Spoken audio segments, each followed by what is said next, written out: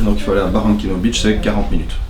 L'organisation de notre week-end d'équipe cette année, je l'ai partagé avec Sylvain. C'est la première fois. D'habitude, il fait pas partie de la surprise, il vit la surprise. Là, il a dû faire partie de la surprise parce qu'on voulait organiser quelque chose de vraiment bien, de vraiment léché. Et je me rends compte que comme l'équipe s'agrandit, tout seul pour tout organiser, ça devenait de plus en plus compliqué. Alors le bateau, c'était un magnifique catamaran. Pour le coup, on a été épatés de le voir en vrai, en grand. Une fois qu'on était tout près, on s'est rendu compte à quel point c'était un beau bateau. On a suivi vraiment le long de la côte pendant plein de kilomètres et on a passé toute la journée sur le voilier à voir des criques, à voir des petits endroits qui ne sont accessibles que par la mer, vraiment dans ce beau bateau. C'était vraiment génial.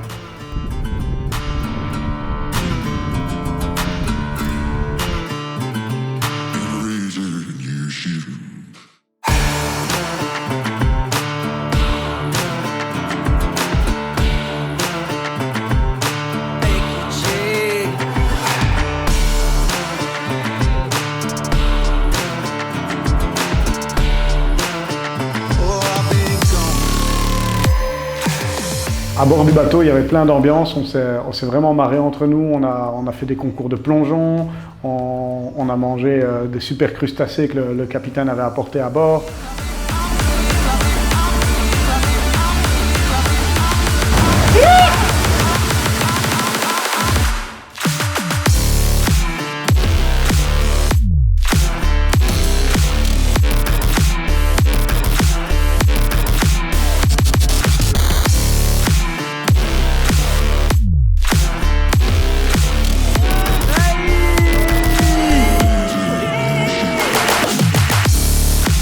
Et on a pris énormément de plaisir sur ce bateau à être tous ensemble, réunis comme ça toute une journée.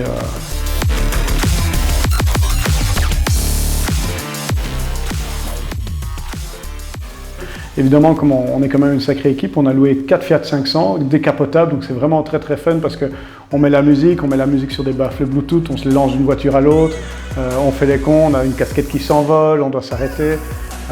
On a l'un ou l'autre qui nous rentre même dedans parce qu'on regarde devant et l'autre ne regarde pas derrière, enfin peu importe, mais c'est vraiment compliqué des fois, mais c'est vraiment amusant, c'est vraiment fun. Hey. Je vais aller dans votre voiture. Ah non, il y a de l'ambiance. Je suis pas sur moi, il faut qu'à faire de l'argent. Je suis pas ta daronne, je ne fais pas la morale. Je suis pas sur moi, y'a pas d'envoi, y'a c'est bon, on est parti.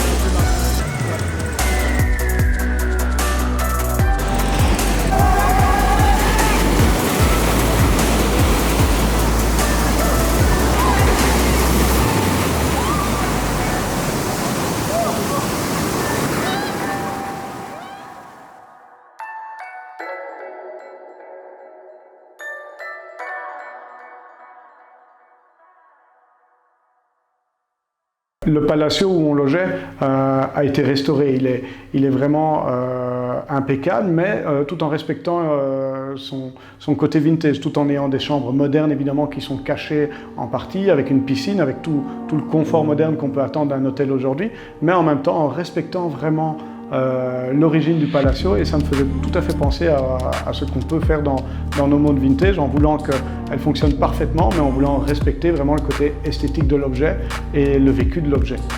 Être à l'écoute de mes employés aujourd'hui est hyper important. Sans ça, je ne placerai pas l'humain au centre de l'entreprise, et pour moi, c'est vraiment ce qui est le plus important.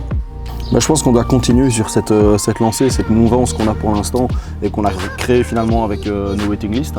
Il y a une demande de Rolex qui est juste incontrôlable. Abominable. Et principalement sur certains modèles, forcément le Daytona, que ce soit les modèles anciens comme les nouveaux. Et je pense qu'il faut absolument qu'on ramène de fait un maximum de Daytona en boutique. Chaque remarque que chacun va me donner va être écoutée. Donc Sylvain, par exemple, cette année m'a clairement fait remarquer qu'on était quasiment tous partis avec des Daytona et qu'il se passait quelque chose sur les Daytona et que d'un point de vue magasin, il fallait absolument qu'on en ait plus souvent et que j'en achète plus. Et c'est vrai qu'aujourd'hui, chaque fois que je suis en foire ou quoi, je vais les chercher plus, je vais les regarder plus, je vais regarder leur état et voir si on peut les acheter et les revendre vraiment. Et donc là, c'est vraiment un côté d'une toute petite remarque de base lors d'un débrief qui est devenu vraiment un point important aujourd'hui. En tout cas, Gilles, quand on voit l'endroit ici, c'est magnifique. Terrible, hein. Encore une fois, tu as su nous épater, tu as su nous prendre avec la surprise, etc. pour la destination, pour l'endroit. L'endroit est juste magnifique, je trouve, c'est juste incroyable. Super chouette pour le moment, c'est que je vois de semaine en semaine l'évolution de la clientèle, de plus en plus de clients passionnés, de plus en plus intéressés vers les pièces qu'on peut avoir, etc. Et c'est génial, c'est toujours des échanges qu'on va avoir avec des clients, c'est de la passion, c'est des clients parfois un peu fous qui vont acheter 3 montres par mois, 4 montres par mois. On est aussi fous. Mais on partage et on est les mêmes, donc finalement on comprend tout à fait. Reposant et plutôt agréable. Écoute, il y a eu un peu plus de pression ou autre, mais on avait tous envie de faire le mieux, de faire le meilleur, de faire le maximum pour que justement pas baisser les bras et qu'on y arrive, qu'on arrive à soutenir la barque. Et je pense qu'on a fait un super travail en fait. Je pense même que les résultats ou les choses qu'on a pu mettre en place, certains nouveaux process d'aujourd'hui, vont rester en place pour l'après-Covid parce qu'on voit que ça fonctionne bien. Sur place, j'en profite pour faire des évaluations avec chacun. Ça peut être des évaluations vraiment personnelles sur le travail, mais ça peut aussi finalement être des conseils s'ils rencontrent eux-mêmes un problème dans leur vie de tous les jours. C'est un moment à part où on peut se poser et où je prends mon carnet, je note beaucoup aussi de choses pour mieux organiser le futur du magasin, mieux organiser le futur de chacun dans l'équipe. On n'a pas vraiment une ambiance boulot, on a une ambiance famille et les discussions de comptoir vont forcément souvent 80% du temps tourner autour de l'horlogerie, des nouveautés, de la beauté d'une pièce ancienne. Quand on a une toute belle pièce années 60 qui arrive, forcément c'est une pièce qui peut occuper une discussion sur toute une journée, quoi. T'es beau, t'es beau. Oh, c'est gentil, merci. Oh là là. Du coup, Sylvain, mon collègue bien aimé, on fait des affaires ensemble. Beaucoup d'affaires. D'ailleurs, on fait une affaire Ginto. Ah, maintenant, c'est Ginto. Non, Ginto, non, c'est dégueulasse le Ginto. Alors, Émilie, qui est bilingue, portugais-français, nous a réservé une petite table à Faro, dans un petit restaurant typique, qui, je pense, va être délicieux. Et donc, là, on va se mettre en route tout de suite. Pour ce petit restaurant, on est attendu à 20h30 et voilà. Pour trouver les restos, etc., tout n'est pas organisé, tout n'est pas prévu. Et donc, on fait en fonction de nos envies, on discute entre nous pour voir un peu les envies de chacun et ça nous amène à se retrouver dans un resto, dans une toute petite ruelle. Comment on fait pour dénicher ça? Il y a 2 solutions. Soit on cherche sur nos téléphones, mais on ne trouve pas grand-chose. Soit on demande directement aux gens dans la rue.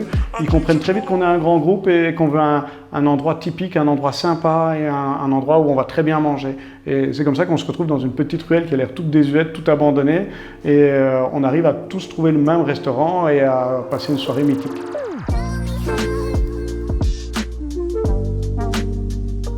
Alors les moments à table, c'est justement les moments où l'alchimie prend forme. C'est-à-dire que la nourriture arrive, la nourriture est belle, elle est bonne, elle est surprenante aussi parce que c'est pas comme quand on est chez Sylvain lors d'un barbecue ou un truc comme ça. Mais tout à coup, l'équipe est en symbiose et il se crée un moment comme ça qui est inoubliable. Alors la tradition est arrivée dans l'entreprise en même temps que Sylvain. Ça a été un petit jeu entre lui et moi, on s'est dit que ce serait bien à organiser. On s'est dit tiens, si on arrive à tel chiffre d'affaires, on fera ça. Et finalement, on a fait beaucoup plus et du coup, maintenant, ça fait 5 ans qu'on part. On est déjà parti à Sorrento, on est déjà parti à Lisbonne, on est parti à Santorin. On est parti comme ça 5 années d'affilée, 5 années tous ensemble avec l'équipe qui grandit à chaque fois. Et c'est une tradition maintenant que tout le monde attend chaque année avec impatience. À table, évidemment, de quoi ça parle? Ça parle de montres, de montres, de montres et de montres. Mais comme on a nos épouses, ça parle aussi de nourriture, de vin et de bonnes choses.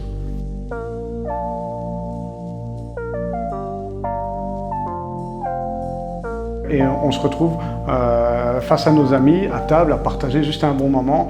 Et pour moi, il n'y a rien de plus important et de plus beau que ça. Vintage is time, time is passion.